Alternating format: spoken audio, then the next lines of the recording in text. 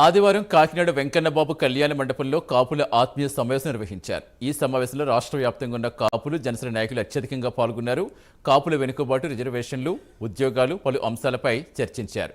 ఈ సందర్భంగా జాతీయ కాపు సంఘాన్ని కర్ణ మురళీకృష్ణనాయుడు ప్రారంభించారు. ఈ కాపు జాతీయ సంఘానికి చీరాల జనసేన నాయకులు ఆమంచి స్వాముల్ని అధ్యక్షులుగా ఎన్నుకున్నారు. ఈ సందర్భంగా తన చివరి శ్వాస వరకు కాపు కులానికి సేవ చేస్తారని మురళీకృష్ణనాయుడు తెలిపారు. కాపులకు ఏ సాయం కావలసినా ఆయన సంప్రదించాలని తెలిపారు.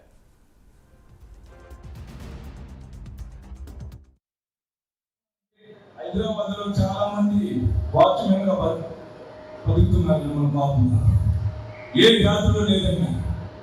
ఆమె చూసి మనసు తగ్గించిపోతుంది. నా వంతు సాయం చేసుకుంటూ వస్తున్నా. నాకున్న దానిలో 10% నేను సంపాదించిన ఏదైతే ఉందో, నేను ఏ వర్క్ చేసిన 10% కాపు జాతికి ఇస్తున్నాను కాబట్టి, ప్రతి కాపుడు ఆకలి తీరుతున్నాను కాబట్టి నేను ఒక విషయం కూడా 67 మందిలో 2 అమ్మాయిలు ప్రయోజనం కలిపి, ఒక అమ్మాయి డైరెక్టర్ చేస్తుంది, ఒక అమ్మాయి రిజర్వ్ హాస్పిటల్ పనిచేస్తుంది. వాళ్ళు ఇంకా ఇక్కడ అమ్మాయి చదివిస్తున్నారు.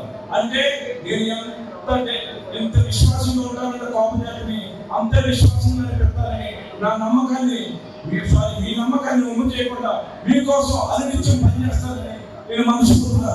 మీ అందరికీ చాలా సంతోషిస్తున్నాను. ఏదైతే ఈ విషయం చూసుకుని సోషల్ మీడియాలో ప్రతి ప్రజలకు ఒకే రిక్వెస్ట్, నేను భూమి మీద ఉన్నంత వరకు, ఈ భూమి మీద బతుకున్నంత వరకు ఈ సంఘాన్ని వదిలే ప్రసక్తే ఉండదు. అదేవిధంగా కాపుగా పుట్టాను, కాపుగానే చనిపోతాం తప్ప అదే కులం ఇదే కులం అని చెప్పి పేరు మార్చుకోరు. మొట్టమొదటి మీకు చెప్తున్నాను. ఎందుకంటే చాలా మందికి తెలియదు కాపు యొక్క విలువ, కాపు జాతి అంటే చాలా మందికి తెలియదు. ఇవాళ కాపు కులాన్ని నమ్ముకుని చాలా మంది బాగుపడినారు ప్రపంచవ్యాప్తంగా. అదేవిధంగా ప్రతి ఒక్కరికి నేను చెప్పింది తెలియజేసింది ఏంటంటే, నేను పెట్టాను ఏదో పెట్టాను చూస్తాను అనుకుంటున్నారు, కానీ చూపిస్తాను.